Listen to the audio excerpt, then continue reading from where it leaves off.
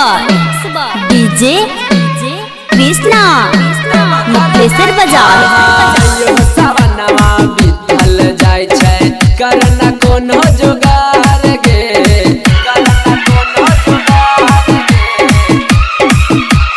हाँ हाँ मैयो यो सावनवा बीतल जाय छै करना कोनो जुगार गे।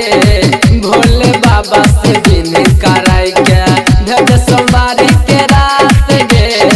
अब की बारी नहीं जाइबो त गांजा पी के मर जाइबो गे मैया गे मैया किन देखावर देव घर जाइबो गे मैया गे मैया किन देखावर देव घर जाइबो देव घर जाइबो देव घर जाइबो।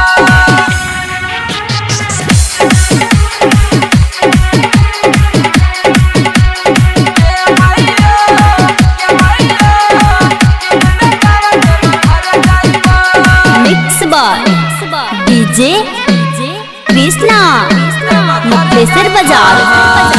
सोमवारी पूजन करबो सुनबो न तोहर काम गे, सुनबो न तोहर काम गे। हाँ हाँ मैयो आज सोमवारी पूजन करबो सुनबो न तोहर काम गे। संजू सुनहरा के संग चल जाइबो बाबा भोले के धाम गे। रमेश राज के संग में जाय के ऐसन गलती नहीं करबो गे मैयो गे मैयो किन देखावर देव घर जाइबो हाँ गे मैयो गे मैयो किन देखावर देव घर जाइबो। जेकरा साथ में गेलियो पहले ओकरा संग में नहीं जाइबो गे मैया गे मैया किन देखावर देव घर जाइबो गे मैया गे मैया किन देखावर देव घर जाइबो।